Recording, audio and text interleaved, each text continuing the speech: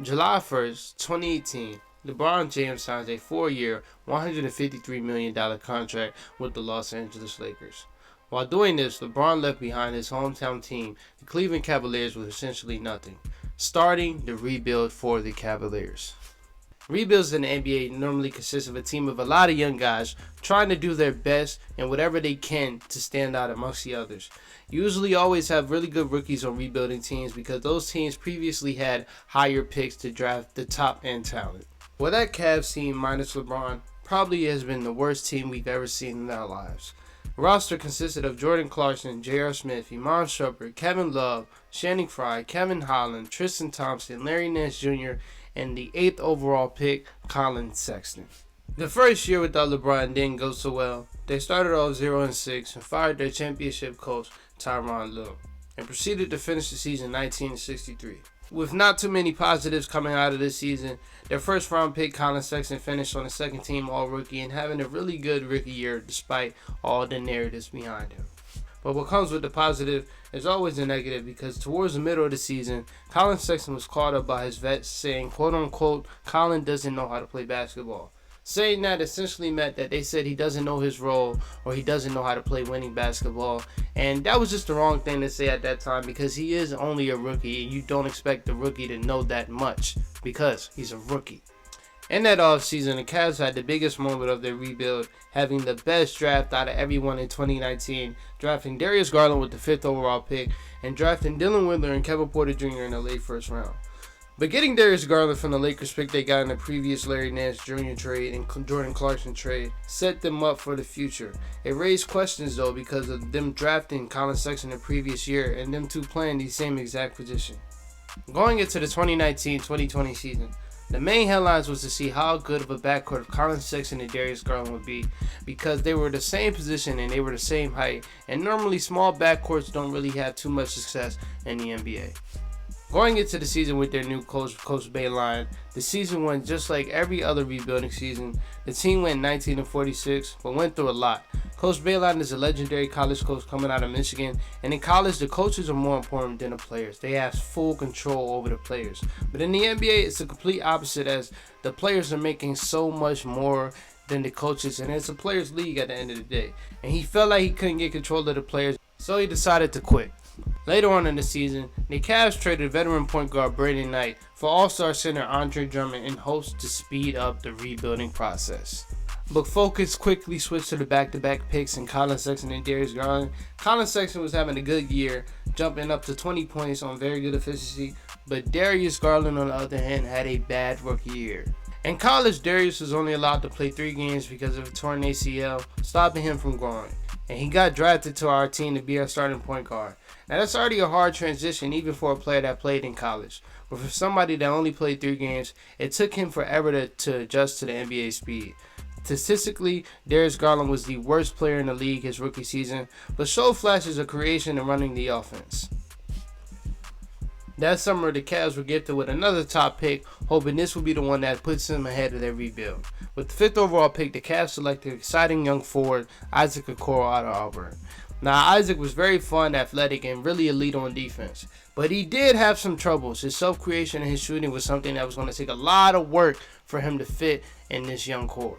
Going into the 2020-2021 season, the Cavs were hoping that a team mixed with young guys and vets would make them reach the playoffs for the first time without LeBron. Well, it didn't go that way. We dealt with plenty of injuries that took away key players like Darius Garland, Kevin Love, and Andre Drummond. And again, it didn't go like we expected. But we did improve, finishing the season 22-50 in a shortened season.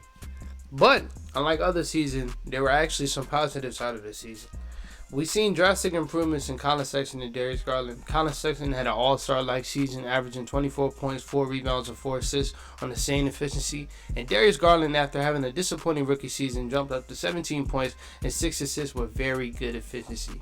Along with that, the Cavs were able to steal young center Jared Allen and the James Harden trade. The Nets didn't even have to trade Jared Allen, but they traded him for no reason, and we ended up getting him. But again, with every positive, there's a negative. November 15, 2020, Kevin Porter Jr. was arrested for having a gun in a traffic stop. The Cavs decided to sit him for the rest of the season so he can work on himself. Kevin Porter Jr. always had off-court problems since college, and that situation just added to it. When the Cavs traded for Jared Allen, they also traded for Taurean Prince. And while doing that, they gave Taurean Prince Kevin Porter Jr.'s locker. But one game, Kevin Porter Jr. came back to the facility to watch a game, and seeing that they essentially replaced him, and he threw a fit. He started throwing food at coaches and was essentially kicked out. They ended up having to get rid of Kevin because of the many moments he chose to choose himself over the team. But this loss wasn't a huge hit for the rebuild.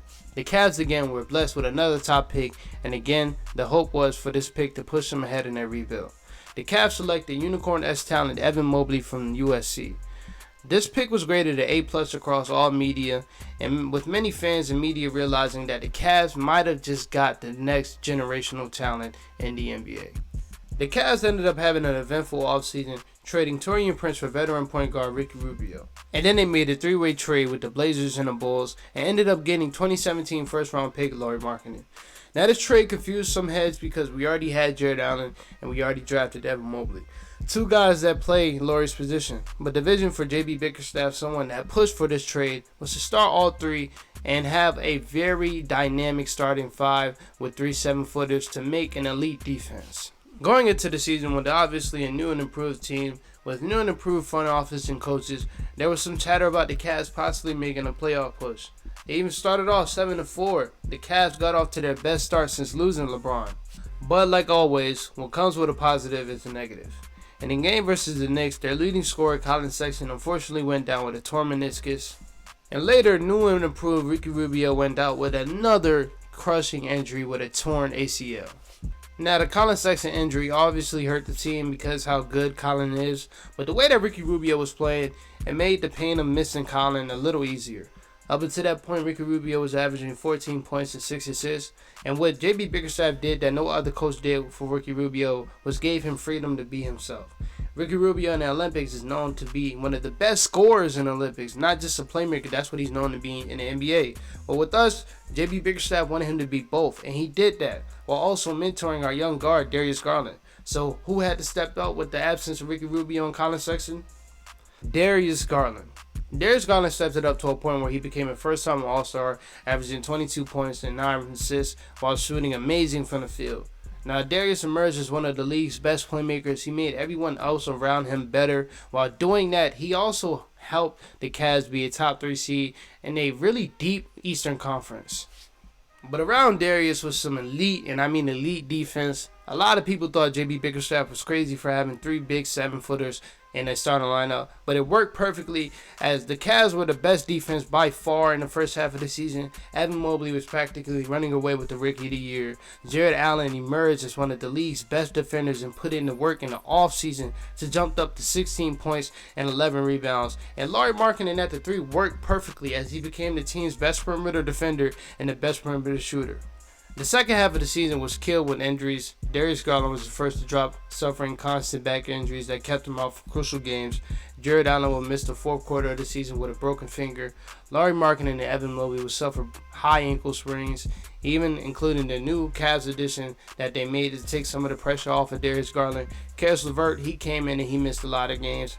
The Cavs went from a top 4 seed lock with an elite defense and an amazing offense to an injury-riddled 9th seed. But luckily, they did make the play-in tournament, but lost in back-to-back games against the Nets and the Hawks, but they did solidify themselves as one of the best young cores in the NBA. Even in the good season, the Cavs were blessed with another lottery pick, and that pick became sharpshooter out of Kansas, Ochai Agbaji, someone that was going to be able to play for this Cavs team that was trying to make a playoff push right away. Donovan Mitchell gets traded to the Cleveland Cavaliers out of nowhere. Now, this trade happened for many reasons. The Cavs didn't really know if they can trust investing a lot of money into Colin Sexton, who was included in the trade. They didn't know how he would come back from his injury. Also, around that time, the Utah Jazz were entering their own rebuild and were having a fire sale. We all thought that Donovan Mitchell was a Knicks, but Kobe Altman had other plans, trading Colin Sexton, Lauri Markkanen, and Ochai Agbaji with picks for All-Star and All-NBA guard Donovan Mitchell, and that put the rebuild away. Adding Donovan Mitchell turned the Cavs from a rebuilding team to a contender, because when you add a talent like this, this automatically makes you a top team in the NBA. Now we look at them, and they have previously just went on an 8-game winning streak, and things are looking super fun for this Cavs team. They won't win a championship this year, but this is not to say that they are not a contending team as of right now. They probably won't get a championship this year, but what this Cavs front office did was they stayed patient and they drafted well, and then they cashed in on those draft picks to go out there and get a star, and now they have a championship young core. And this is how you properly do a rebuild. Hope you guys enjoyed the video. Make sure you like and subscribe and share with your friends, and we will be dropping content here every week, guys. So make sure you like and subscribe, share with your friends, and I'll be out. Peace out.